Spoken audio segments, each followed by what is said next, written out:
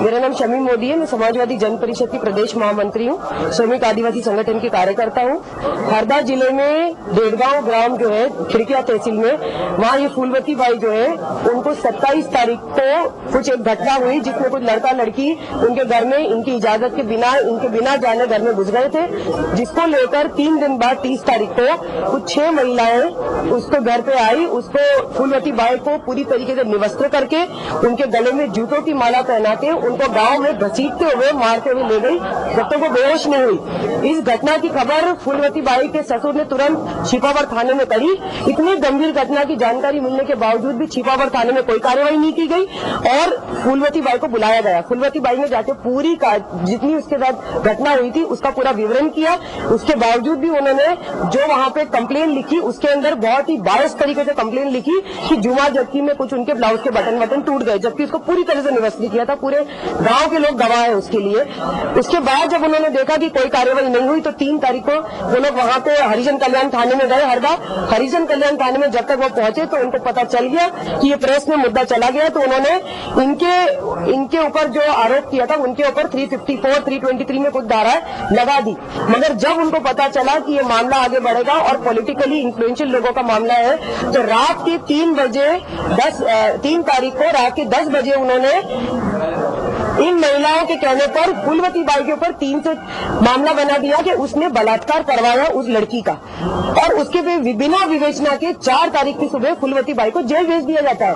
और जब उसका रिमांड पेश होता है तो रिमांड के अंदर सीजेएम कोर्ट में फूलवती बाई के ऊपर 376 की धारा लगी है। फूलवती बाई एक कोरकू आदिवासी है मगर उसके ऊपर SC/ST एक्ट लगा हुआ है, जिसके कारण वो कई दिनों तक उसकी जमानत नहीं हो पाई, वो जेल में रही। तो फूलवती बाई जिसके साथ इतनी बड़ी घटना हुई उसको निवस्त्र करके पूरे गांव के बीच में उसको घुमाया गया। उसके बच्चे और पूरा परिवार आज तक दहशत में है। वो जेल में 10 दिन काट के आ गई। जो गवाह इनके घर के सामने एक बाबा है, रामविलास बाबा, जिन्होंने गवाही दी, उसने सहारा टीवी में शायद कुछ बोला भी था, तो उनको भी 151 में 5-7 दिन के लिए जेल भेज दिया गया और यही बोला गया कि पुलिस के साथ भिड़ना मत और इसके अंदर बिल्कुल भी गवाही मत देना। तो उसका सिर्फ इतना दोष था कि उसने गवाही दी थी। और जो उच्च समाज की, जो गैर आदिवासी समाज की देश वाली महिला है और जो लड़का है जिसपे बलात्कार का आरोप है, जिसपे 376 लगा है, वो आज तक गिरफ्तार नहीं हुए और मेरा ये मानना है कि शायद होंगे भी नहीं कभी। पॉलिटिकल इन्फ्लुएंस किसका है? देखिए, इसके अंदर जो है ये गांव के लोगों का और उनका मानना है कि ये जो देशवाली समाज है वो वहाँ पर जो जिला अध्यक्ष है, वहाँ पर जिला पंचायत अध्यक्ष है, उनके परिवार से संबंधित लोग हैं और उसको पुलिस का हरदा में ये बहुत ही बढ़िया स्टडी के लिए है कि अगर राजनीतिक कोई इन्फ्लुएंशियल व्यक्ति का परिवार भी फंसता है तो पहले से केस दर्ज नहीं होता है, क्योंकि बाद में फिर बड़ी मुश्किल होती है केस वापस लेने में।